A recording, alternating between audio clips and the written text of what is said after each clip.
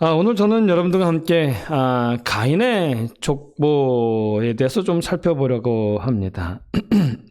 특별히 그 족보에 나타난 특징들을 살펴서 우리의 마음을 돌아보며 하나님의 자녀로 가져야 되는 마땅한 마음의 자세를 갖는 시간이 되었으면 합니다.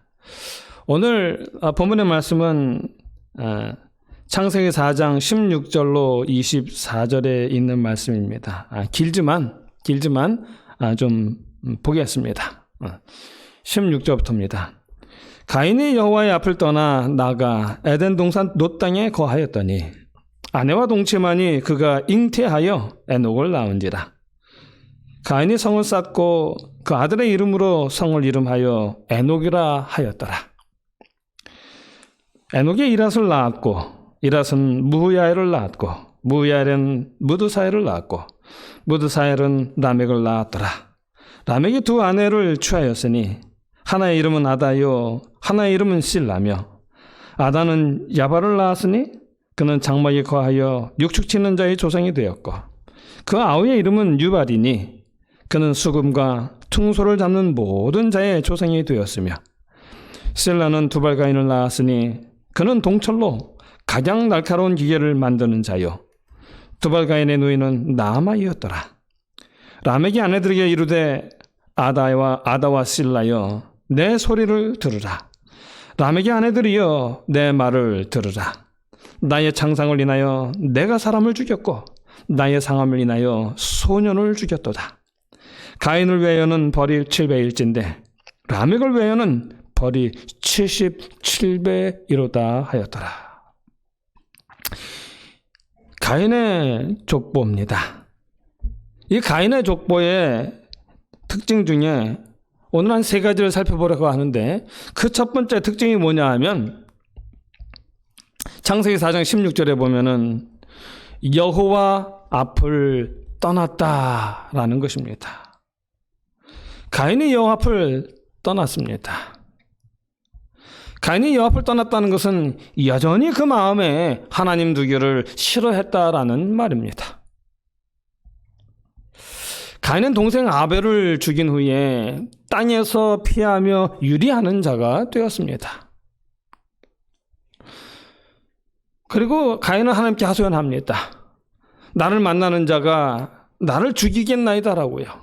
그러자 하나님께서 그렇지 않다며 가인을 죽이는 자는 벌을 7배나 받을 것이라며 하나님께서 보호의 표를 주셨지요. 그래서 가인으로 하고 만나는 자들로부터 죽임을 면케하셨습니다. 이렇게 하나님의 도우심을 받았는데도 불구하고 가인은 여전히 그 마음에 하나님 두기를 싫어했습니다. 하나님의 긍휼을 받았음에도 불구하고 하나님께 내가 내 아우를 지키는 자니까라고 하나님께 반항하던 그 반발심을 여전히 가지고 있었습니다.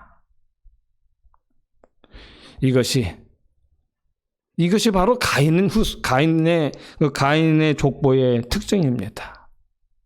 사사시대 때 이스라엘도 그랬어요. 하나님께서 기돈을 부르시면서 여호와께서 너와 함께 계시도다라고 말씀을 하셨습니다. 하나님께서 이렇게 약속을 하셨는데도 불구하고 기돈이 하나님께 이렇게 대답을 해요. 하나님이 우리 함께 계시는데 어떻게 우리가 미디안의 앞뒤를 받고 미디안의 핍박을 받고 있습니까? 하나님이 우리 함께 계신다면 어떻게 그런 일이 일어날 수 있습니까? 라고 하는 것이죠. 그리고 이어서 하는 말이 하나님이 우리와 함께 하시는 것이 아니라 하나님이 우리를 버리셨지요 라고 말을 합니다. 하나님의 선지자를 통하여 이 모든 일이 불순종 때문에 일어난 일이다. 그러니 너희는 하나님께로 돌아와 하나님께 순종하라 라고 말씀을 하셨습니다. 그럼에도 불구하고 이스라엘은 하나님이 우리를 버리셨다며 하나님께 반발을 했습니다. 이것이 사사시대 때의 특징이었고요. 이것이 가인의 후손들의 특징입니다. 은혜를 입었음에도 불구하고 그 마음이 강팍해 여전히 마음에 하나님 두기를 싫어하는 자, 긍휼을 입었는데도 불구하고 하나님을 향하여 여전히 반발심을 가지고 있는 자들, 그들이 바로 가인의 후손들입니다. 그래서 그들은 에덴 동편 롯 땅에 거했습니다. 성경에서 에덴 동편은 하나님 없는 곳을 의미합니다. 하나님을 거절한 자가 거하는 곳을 의미합니다. 그 롯이라는 말의 의미는 뭐냐 하면 방황하다는 뜻입니다. 유리한다라는 뜻입니다. 그런데 방황한다는 것, 유리하다, 배회한다라는 것, 이것은 어떤 중심을 벗어나서 배회하는 것을 의미하는 것입니다. 즉, 중심 대신 하나님을 떠나 사는 삶을 의미하는 것입니다. 에덴의 의미는 기쁨이에요. 하나님과의 교제에서는 참 기쁨을 의미하는 것입니다. 그러므로 하나님을 떠남으로 기쁨이 없어진 것입니다. 이처럼 하나님을 떠나면 기쁨이 없어집니다. 하나님을 떠나면 유리하는 자가 되고요, 방황하는 자가 되는 것입니다.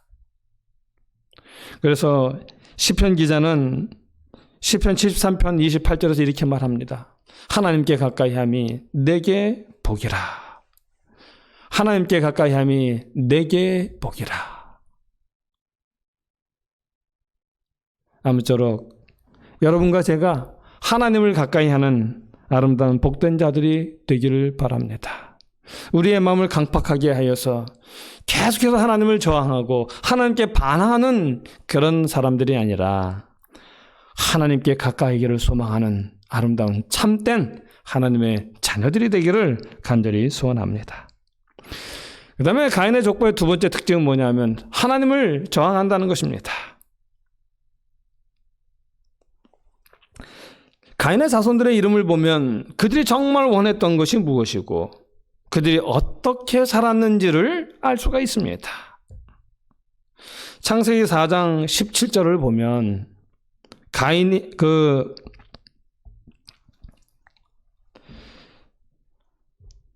가인이 아내와 동침을 해서 에녹을 낳았습니다.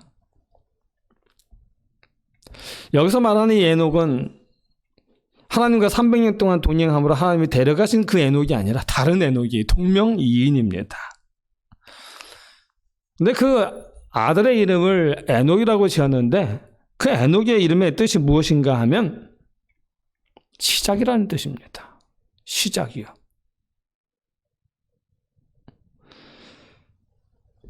시작이라는 뜻인데 무엇의 시작이라는 뜻일까요? 창세기 4장 12절에 하나님께서 가인에게 너는 땅에서 피하며 유리하는 자가 되리라고 말씀을 하셨지요. 그런데 그는 성을 쌓고는 에녹이라고 했습니다. 그 에녹의 뜻은 시작이라는 거예요. 그래서 비로소 시작되었다는 뜻입니다. 여러분, 땅에서 피하며 유리하는 자가 가장 원하는 것이 무엇일까요? 정착하는 것이겠지요. 정착해서 안정된 삶을 사는 것이겠지요. 그래서 가인이 성을 쌓은 것입니다. 그런데 여러분, 가인이 유리하는 자가 된 것은 하나님을 떠났기 때문입니다. 그 마음에 하나님 두기를 싫어했기 때문입니다. 하나님 계시지 않는 땅에 살고 있기 때문입니다. 그러므로 그가 유리한 삶을 청산하고 안정된 삶을 살기를 원한다면 하나님께로 돌아오면 되는 것입니다. 그런데 그는 하나님께 돌아오는 대신에 성을 쌓았습니다. 스스로 자신을 보호하고 안정된 삶을 살고자 성을 쌓은 것이지요. 그리고 그 성을 아들의 이름을 따서 에녹이라고 불렀습니다. 이제야 비로소 불안한 삶, 유리하는 삶에서 벗어나 안정되고 정착된 삶이 시작되었다라는 뜻이죠. 여러분, 이렇게 끝까지 하나님을 떠나 돌아오지 않는 사람, 끝까지 하나님을 향하여 정하는 사람, 반발하는 사람들이 바로 가인의 후손입니다. 오늘 우리의 마음이 가인의 후손들의 마음이 아니길 바랍니다. 하나님을 향해서 불평하고 저항하는 마음이 아니라 주신 자도 여호와시요 취하신 자도 여호와시오니 여호와의 이름이 찬송을 받으실지니이다라고는 욥과 같은 마음, 또 내가 비천에 처할 줄도 알고 풍부에 처할 줄도 알아 모든 일에 배부르며 배고픔과 풍부와 궁핍에도 일체의 비밀을 배웠노라. 내게 능력 주시는 자 안에서 내가 모든 것을 할 수 있느니라고 고백한 바울과 같은 마음을 갖고 하나님을 가까이 하는 우리가 되면 좋겠습니다. 자, 가인의 아들 에녹이 아이를 낳았습니다. 그리고 그 아이의 이름을 이라시라고 지었습니다. 그런데 그 아이 이라시라고 하는 그 이라스의 이름의 뜻이 뭐냐면 증거하다, 나타내다, 과시하다라는 뜻입니다. 누구를 자랑하고 누구를 증거했다는 말일까요? 이것이 하나님을 증거하고 나타내는 것이라면 얼마나 좋았을까요? 그러나 불행하게도 그 반대로 자신을 자랑하고 자신을 과시했습니다. 그러므로 이라시라고 하는 그 이름 속에는요, 하나님을 등지고 저항하는 의미가 담겨 있습니다. 그 다음에 창세기 4장 18절에 보면 이라시 또 아들을 낳았어요. 그 아들의 이름은 무후야헬입니다. 무후야헬. 그 뜻은 하나님 때문에 맞았다는 뜻이고요. 하나님 때문에 깨졌다라는 뜻입니다. 하나님 때문에 자아가 깨지고 겸손해졌다라는 것이면 얼마나 좋을까요? 그런데 그런 뜻이 아니라 하나님 때문에 고생을 하게 되었다는 것입니다. 하나님에 대한 원망과 적대감을 담은 그런 의미의 이름입니다. 그 다음에 무후야헬이 아들을 낳았는데 그 아들의 이름이 무드사엘입니다. 그 무드사엘의 그 이름의 뜻은 무엇인가 하면 지옥의 사람이라는 뜻입니다. 이 또한 하나님의 처사에 대한 반항과 대적의 의미로 지은 이름이죠. 그리고 이 무드사엘이 아들을 낳았는데 그 아들의 이름이 라멕입니다. 라멕. 그 이름의 뜻은 강하다입니다. 그 라멕에 대한 성경의 기록에 보면 그 4장 23절로 24절에 나와 있는데요. 함께 보시겠습니다. 라멕의 아내들에게 이르되 아다와 실라여 내 소리를 들으라. 라멕의 아내들이여 내 말을 들으라. 나의 창상을 인하여 내가 사람을 죽였고 나의 상함을 인하여 소년을 죽였도다. 가인을 위하여는 벌이 7배 1제인데 라멕을 위하여는 벌이 70배 1이로다 하였더라. 이 창세기 4장 23절 24절에 있는 이 라멕이 그의 아내들에게 한 이 말은요, 후회와 자책감으로 인하여 한 말이 아니라 자신을 자랑하는 말입니다. 뭘 자랑하는 거냐면 자기의 강함을 자랑하는 거예요. 어떻게 자랑하냐면 나의 창상을 인하여 내가 사람을 죽였다라고 말을 해요.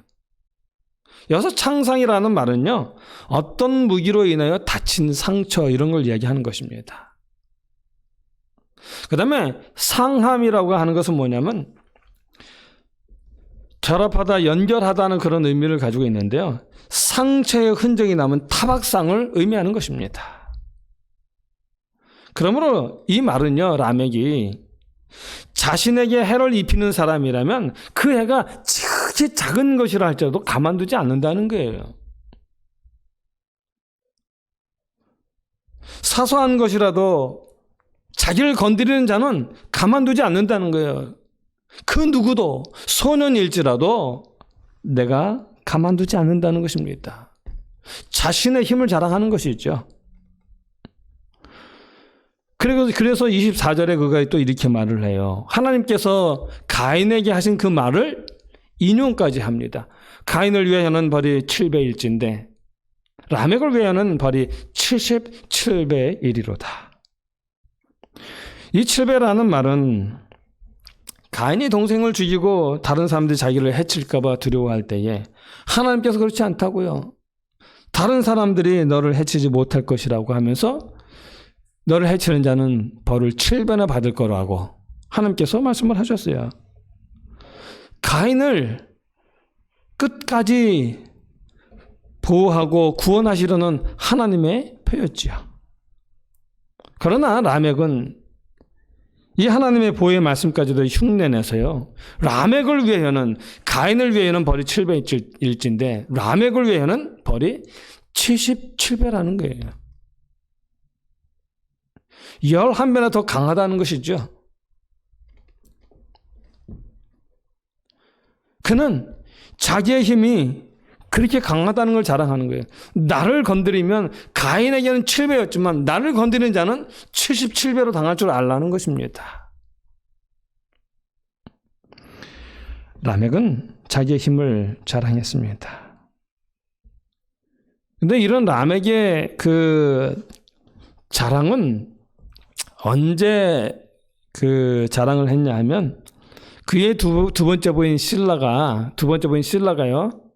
두발 가인이라고 하는 아들, 그 동철로 가장 날카로운 기계를 만든 그 두발 가인에 대한 소개가 22절에 나와요. 그 22절이 끝나고 난 다음에 그가 자기의 힘을 자랑하고 있습니다. 곧 자기의 강함, 그 무기, 힘을 자랑하는 것이죠. 또 그의 자랑은 여기서 그치지 않아요. 성경에서 이 라멕은 처음으로 두 아내를 취한 사람이에요. 한 아내가 아니라 하나 이상의 아내를 취한 사람입니다. 왜 아내 둘을 취했을까요? 과거 왕정시대 때에 왕을 비롯해서 힘 있는 사람들이 아내를 많이 두어서 자기의 힘을 과시했죠. 이것처럼 라멕은 아내를 많이 두어서 자기 자신을 자랑하려고 했던 것입니다. 이처럼 라멕은 자기 이름의 뜻 강하다라고 하는 그 의미처럼 자신의 강함을 이렇게 자랑하는 사람이었습니다. 그리고 나머지 가인의 후손들의 이름들이 나타나는데요. 아다가 나온다. 아다는 장식이라는 뜻이고요. 실라는 그림자고요. 야발은 여행자라는 뜻이고요. 유발은 수양의 뿌리라는 뜻이고, 두발가인은 대장장이고, 나아만은 즐거운 유쾌한이라고 하는 그런 뜻입니다.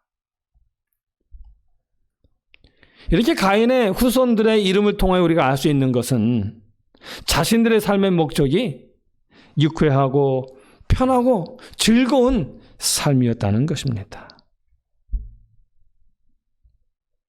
이것이 하나님 없이 사는 사람들의 모습이요, 죄악의 극치입니다. 그러므로 우리는 힘써 여호와를 아는 삶을 살아야 합니다.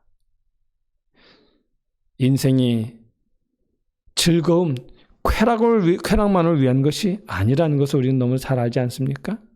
예. 아무쪼록 우리의 삶이 여호와를 아는 아름다운 복된 삶이 되기를 간절히 바랍니다. 그 다음에 가인의 족보의 세 번째 특징은 뭐냐면 인생에 개수함이 없다는 것입니다. 이 가인의 후손에 대해 더 알기 위해서 창세기 5장의 그 아담의 족보를 좀 보도록 하겠습니다. 창세기 5장 4절로 8절까지만 제가 적어놨어요. 그 이후로도 많이 나와요. 5장 쭉 많이 나옵니다. 그런데 이 4절만 보면 4절에 이렇게 나와요. 아담이 셋을 낳은 후 800년을 지내며 자녀를 낳았으며 그가 930세를 향수하고 죽었더라. 셋은 105세에 에노스를 낳았고 에노스를 낳은 후 870년을 지내며 자녀를 낳았으며 그가 912세를 향수하고 죽었더라. 이게 아담의 족보의 특징입니다. 아담의 족보의 특징을 보면요, 그가 언제 태어났는지, 그의 이름, 그의 나이, 그리고 그가 여생을 향수하고 죽었다라는 것만 기록되어져 있습니다. 세상에서 뭘 했는지에 대한 기록은 전혀 나오지 않습니다. 그러나 반대로 가인의 족보에는 나이나 이름이나 여생이나 죽음에 대한 기록이 없습니다. 가인의 족보의 특징은 뭐냐면 인간사의 업적을 소상히 기록하고 있다는 것입니다. 가인을 보십시오. 가인은 성을 쌓았습니다. 도시의 시작이요, 제국의 시작이었죠. 야발은 육축치는 자의 조상이 되었습니다. 그가 육축을 친 첫 번째 사람은 아니지요. 아벨이 쳤지요. 그런데 여기서 사용된 육축이라는 그 말의 히브리어는 미크네라는 말인데 이것은 사고 파는 것을 이야기를 해요. 그러므로 이것은 야발이 축산업의 창시자라는 거예요. 그 다음에 유발입니다. 유발은 수금과 퉁소 잡는 자의 조상이 되었습니다. 여기 퉁소는요, 그 의미는 관능적인 사랑에 빠지다라고 하는 의미를 가진 그 단어에서 온 말이에요. 퉁소가요. 그러므로 이 유발은요, 하나님을 기쁘게 하는 음악이 아니라 자기 자신을 기쁘게 하는 이 세상 음악을 발전시킨 사람이라는 것입니다. 그 다음 사람은 두발가인입니다. 두발가인은 잘 아는 것처럼 동철로 각종 날카로운 기계를 만드는 자의 조상이 되었습니다. 세상의 발달은 전쟁으로 되었다고 말하죠. 지금도 전쟁을 통해 새로운 신무기들이 선보입니다. 그리고 전쟁이 끝날 때마다 발전이 이루어졌어요. 일본은 한국 전쟁을 통해서, 한국은 베트남 전쟁을 통해서 일어나게 되었죠. 그래서 이 세상의 발전은 전쟁을 통해서 이루어졌습니다. 이처럼 가인의 족보는 세상에서 이룬 일들을 기록합니다. 그런데 반면에 그 아담, 그리고 그의 후손 셋, 그 셋의 족보는 언제 태어났고, 언제 후손을 낳았고, 얼마 동안 향수하였고, 그리고 몇 살에 죽었는지에 대한 기록만 있습니다. 다시 말해서 가인의 후손은 열심히 일을 했지만 그 날 계수하는 지혜가 없었음을 말합니다. 반면에 셋의 후손은 이 세상의 일에 대하여가 아니라 그 날 계수하는 그 지혜를 가장 소중히 여기며 그 지혜를 따라서 살아간 사람들이라는 것입니다. 향수라는 말은 한문인데요. 사전적인 뜻을 찾아보니까 복이나 혜택 따위를 받아서 오래 사는 것이라고 말합니다. 복이나 혜택 따위를 받아서 오래 사는 것. 다시 말해서 하나님께로 받은 그 수명을 사는데 그 수명대로 복을 누리면서 사는 것을 이야기하는 것입니다.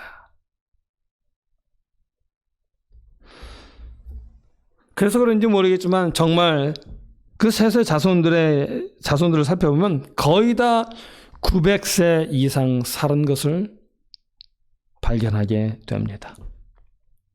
특히 우리가 잘 아는 무드셀라는 969세로 거의 1000년을 살았어요. 그러게 에녹은 하나님과 동행하다가 죽지 아니하고 하늘로 부름을 받았지요. 그러나 가인의 족보에는 향수하고 죽었다는 인물이 없습니다. 가인의 자손의 족보에는 죽은 나이조차도 기록되어 있지 않아요. 그건 곧 가인의 자손들이 하나님께서 정해 주신 삶조차 제대로 살지 못하고 죽은 사람들이 대다수라는 것입니다. 그럼 가인의 후손 중에서는 900세를 넘긴 사람이 없었을까요? 있었죠. 900세를 한 사람이 있었습니다. 그러나 향수하지 못하는 사람, 하나님께서 주신 그 수명 동안 복이나 혜택을 받으면서 오래 사는 그런 삶이 아니라면 의미가 없는 거죠. 그래서 기록할 필요가 없었던 것입니다. 그래서 가인의 족보는 죽음으로 가는 족보요. 셋의 족보는 여자의 후손으로 가는 족보라는 사실입니다.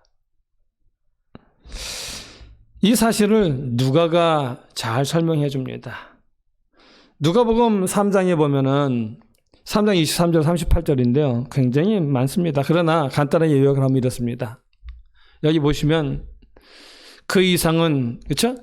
요셉의 이상은 헬리요. 그 이상은 레위요. 그 이상은 하는데 그 이상은 야곱이요. 그 이상은 이삭이요. 그 이상은 아브라함이요. 그 이상은 무드셀라요. 그 이상은 에녹이요. 그 이상은 에노스요. 그 이상은 셋이요. 그 이상은 아담이라고 이야기합니다.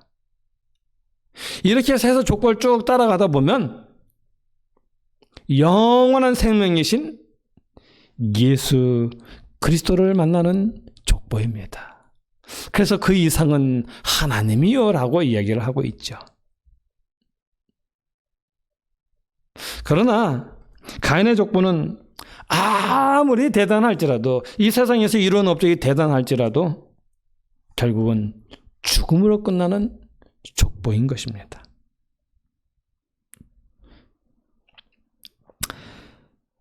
이제 저는 말씀을 마치면서 한 이야기만 들려드리고 마치려고 합니다. 제가 어렸을 때 많이 하던 놀이 중에 하나가 있는데 그것은 뭐냐면 땅 따먹기입니다. 작은 원을 그려놓고 또 작은 돌을 손가락으로 툭툭툭 이렇게 3번 쳐갖고 내 원 안으로 다시 돌아와야 돼요. 그렇게 돌아오면 그 내가 갔다가 돌아온 것만큼 그 거리가 다 내 땅이 되는 게임입니다. 진짜 내 땅이 되는 것도 아닌데 얼마나 열심히 했는지 모릅니다. 그리고 얼마나 재밌었는지 모릅니다. 그렇게 정신없이 열심히 막 땅 따먹기를 하다 보면 어느새 해가 뉘엿뉘엿 넘어갑니다. 그리고 해가 넘어가기 시작하면 어머니들이 부르기 시작합니다. 밥 먹어라 하고 아이들을 부릅니다. 그러면 그 게임하던 아이들은 그 땅을 다 놔두고 집으로 돌아갑니다. 그런데 엄마가 집에 계시지 않아 혼자 덩그러니 남았을 때 밀려오는 그 외로움은 말로 표현할 수가 없었습니다.